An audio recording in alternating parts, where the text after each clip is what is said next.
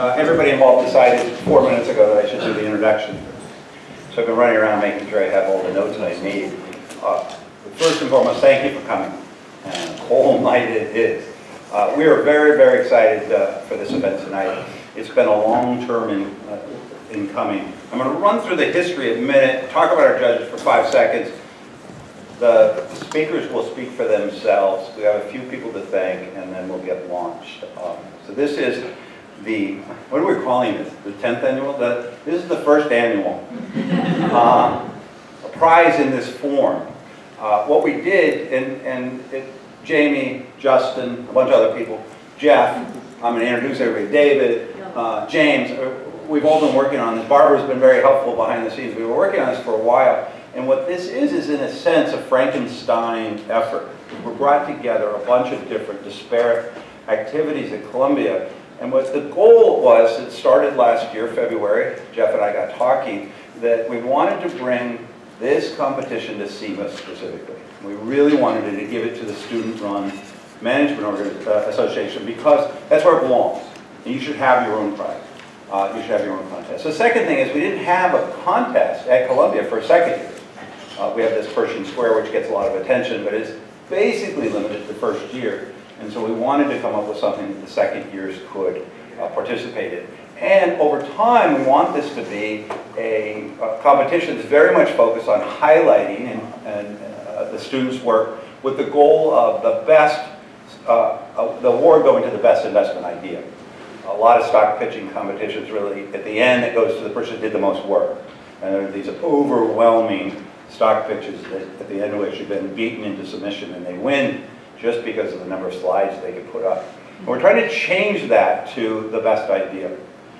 So this event goes way back a couple of threads. Number one is it started, really if I get my notes correctly, in 2010 when a gentleman by the name of Alex Porter, who was the founder and senior portfolio manager at a company called Amici, he started a prize in honor of a young man by the name of Moon Lee, who had been an employee and had died at a very young age. Was a gem of a young man. Alex felt very strongly, so he came and he talked to Bruce Greenwald and said, we'd love to do something in that honor. And that prize ran from 2010 to 2015. Unfortunately, right after the 2014 event, Alex Porter died. And it became the sort of Amici Prize in honor of both Alex Porter and Moon Lee, and that's that tradition. It didn't happen in 16, and then in 17, Jeff Holm, who is become a real dear friend of the school, he kept it alive. And Paul Sonkin, who's on the panel and talk about momentarily, Paul and I went to last year's competition, and we were like, we got to bring life back into this. We've got to bring it to the proper ownership. We've got to bring it to the right club. And over the summer, we ended up doing that. In the fall, we very much have kind of orchestrated. So I do think this is the first annual event that has a great heritage. Parallel to that, Paul Sonkin, who is my partner in crime, we wrote the book that some of you know about.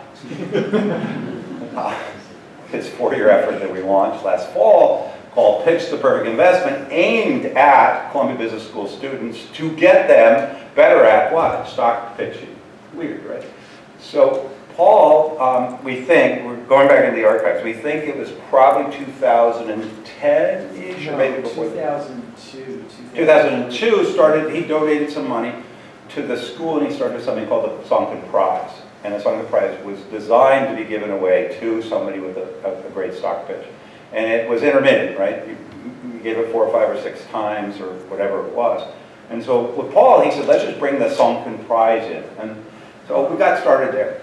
David Samra, who's a graduate of the program in 1993 and has a nice history, we'll come back to it, he got involved and he's been interested in supporting a stock pitching competition, specifically at Columbia. And we got him involved and he works with artists and partners. And so he became a very important alumni to support this effort. So we have all these people coming together and saying, why don't we have a great event at Columbia in honor of the tradition of Amici, Alex Porter, Moon Lee. Let's bring in the Sonkin Prize because that's important and it has history related back.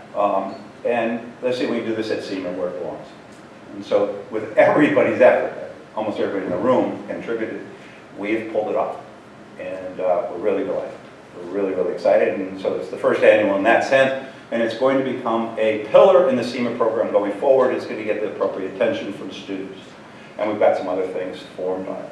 So that is why we're here tonight. Get to kind of the ground rules in a minute, because Paul and I are very passionate about this. I want to quickly run through our panel just to give everybody, and I'm going to screw this up, so I promise I will screw this up ahead of time. I met some of the people for the first time tonight. All right, Jeff Holm used to work with Amici Partners, very good friends with Alex Porter, and he was involved in the program. He's a Columbia friend, and he became involved in the program and single-handedly kept this thing on. It's like keeping the light in the candle lit while this continued to be bad weather, and everyone tried to kill it. And without him, there wouldn't have been a prize last year, and without him, I wouldn't have gone to that prize, and I don't think we'd be here tonight. So Jeff has just been critical in keeping this alive, and I think we're now in great hands. And so Jeff, your contribution has been fantastic, but I promise we have more people helping out. David Samra and James Pan, both on the panel, are alums. They graduated in '93 from the program. Both are outstanding investors. They've taken the Columbia tradition and ran with it. Both have fantastic track records. James has very quietly amassed a great portfolio. David works at a very large organization and has built a huge portfolio. When I heard the numbers, I was like, wow, that's impressive. It's a big number. And they are very, very passionate about the program. They're very passionate about stocks. And frankly, when you talk to them, they're like, why wouldn't we have, what's missing? This is absurd. So getting their support was incredibly important. And one of the factoids is that James and David were both part of the nudge to get Bruce to start the value investing program in '93. And there were about 1,000 people that claimed credit. They were students at the time. They thought, we've got all these great speakers coming in, we should have this more organized. So they're really come from the very beginning of that stream, and with Bruce retiring this year, it's really 25 years we're circling that back. Paul Sonkin is a graduate of the program, one of my former students. We've been good friends. He graduated in '95. He ran Hummingbird for a long time. He then worked for Mario for a long time. He invented the AVI program, which most people don't know. He was frustrated by the program, and the idea was, can we create an actual class, applied value investing, to train students. When he got out, he had his first job, and on the first day, he's like, I know all this stuff in the classroom, I have no idea how to do the job. He found out many of his classmates felt the same way, and so he came back. He was my TA right after graduating. He and I taught Bruce's class on value investing as team teaching in '97. He was very involved, and then he launched the AVI program '98? 98. Yeah, '98, and then it's taken on and obviously has huge. Sterling Levy is a graduate of the program, which is really exciting, and agreed to come talk. He works for Hound, and any of you know, they're the real deal. They take this seriously. They work incredibly hard. Certainly one of the things we try to teach you is fundamental research really matters. If you're going to get an edge, you better know more than everybody else in the business, and at Hound they absolutely implement that. It's, Jonathan Auerbach's a graduate of the program, a former student of Paul's, right? Did you work with Jonathan as a student of yours? Yeah, he was one of my students in 2000. Yeah, in 2000, so we have that connection. Right, Michael Yarbon is, he's a double winner. He won the Amici Prize in 12, and he won the Sonkin Prize in 12. Obviously graduated with the program in 12, and so it's really great because he's a former winner, very involved in the program, and that is fantastic. And then our last guest, Cheyenne, is that how you do it? Cheyenne, yeah. He is a graduate 2011 program, and Justin reached out to him and he agreed to come talk. So we've got this just huge history of Columbia, which just warms my heart. I am a Penn grad, so we did it at the Penn Club. No, actually, I'm a Penn grad. So I'm the interloper, although I've been teaching in the program for 25 years.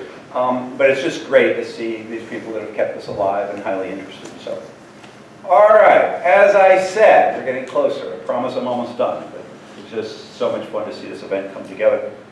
Paul and I wrote this little book. And one of the reasons we wrote this book is because we think pitches suck. And we think that even the big ones, even the Pershing Square, they're a disaster. So we've been on this mission to change. We've been on this mission, and everybody says, oh, be careful, we don't want to upset him, he gets a lot of money. All right, so we're on this mission to change it. So the rules are different. And I worked with our 4 presenters earlier this week, and I think we all agreed to it. that, what do you guys, we limit 10, 12 slides? So it's basically a dozen slides, which is rare. Normally these things, they got 400 slides. I've also told them that they should keep the eyesore slides out and that they should really focus on pitching you the merits of the idea rather than the amount of work they did. I was involved with the initial screening. All 4 are great ideas, in my mind. All 4 are very impressive. All 4 have done an enormous amount of work. So I said, don't get up and tell us how much work you've done because we know how much work you've done. So focus on the merits and what you really think is why it's mispriced, what the opportunity is, whatever that is. So I'm excited. I'm not seeing the presentations. We're also doing something else different tonight. Normally, the presentations get handed to the judge ahead of time, and the judges start flipping through them and they stop paying attention. And tonight, the judges don't get the presentations because we want them to focus on the presentation. So we've changed it up a little bit, and we're excited to see how the experiment goes. At the end of tonight, we're going to award 2 prizes, first and second. 4, one more, and it would have been, we've gotten in trouble for excluding somebody. There are 2 prizes. The first prize gets $7,500, and the second prize gets $2,500. So real dough. You know, it's not like Pershing, but I think this is real money, and we're very excited. All right. So if you would just take a moment and thank everybody that's been involved. Thank our judges for showing up tonight and helping out. I would appreciate it. Thank you.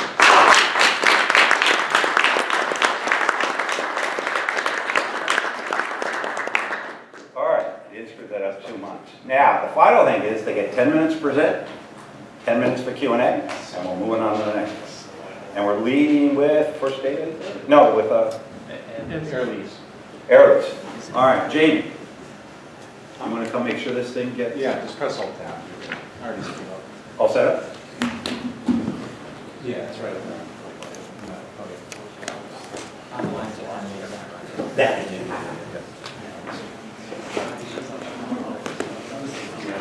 All right, before we get started, if you have any first impressions on any of these, write them down. Did you come in with any first impressions? This is before. Right now, 4. Do you have any first impressions that you want to walk? What do you see? No. Do you have any first impressions that you get started?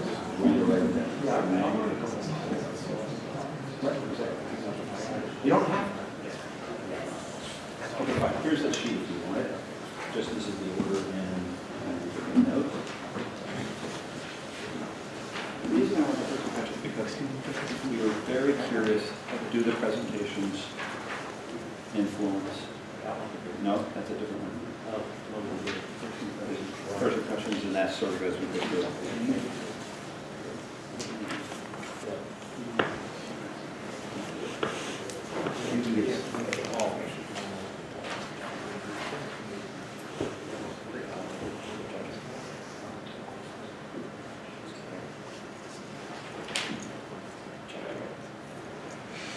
Okay, thank you to everyone for coming and thanks for organising this event. My name is Chris Waller and I'm pitching a short on Airlease Corp. As the name suggests, Airlease is an aircraft leasing company, and my thesis is essentially that a lot of the market has underestimated the impact of Chinese leasing companies entering the market and posing a huge threat because they have a lower cost of capital, which allows them to undercut Airlease by offering lower lease rates. This is an industry with about 8,000 aircraft. AerCap are the biggest player with 14% share, followed by GCAS. ALC has a 3% share, but is still in the top 10. This is a very strong consensus long. Almost all recommendations are for long. If you speak to people in the investment community, it's very well liked. In fact, I think I'm right in saying one of the judges is the biggest holder, so Q&A could be interesting. Aircraft leasing is a structurally growing sector, offering double-digit yields in an environment where interest rates are close to zero, and I think that's obviously a big part of the attraction. However, I see quite asymmetric upside and downside. I've got 47% downside in the base case, 90% in the bear case, which I'll talk about, and 25% upside in the bull case. This is a stock where there's a really big divergence between what the investment community understands and what the industry understands. And I think the reason for that is it's very difficult to get information on these Chinese leasing companies. And whilst the growth has been very rapid over the last 2 years of these companies, actually because of the nature of these leasing contracts, it does take a while for that to drop through to the financials. I think the main catalyst is that, as you will see, lease rates have already been falling in the past 2 years, and whereas the street expects a recovery, I actually expect it to get worse, and you'll see there's quite a big divergence between what I have and consensus. So ALC, as a leasing company, competes with these other players in the middle. Essentially, it buys planes from Boeing and Airbus and leases them to several airlines. It's really important to mention that this is a highly commoditized industry. Essentially, if you're a Delta, for example, you're really buying a Boeing plane. The middleman you go through isn't as important. So really, these companies are competing on the lease rates they can offer. And to summarize my thesis on this page, essentially I think these Chinese leasing companies are coming into the market, and because of their lower cost of capital are undercutting through these lower lease rates, and as a result they're taking customers away.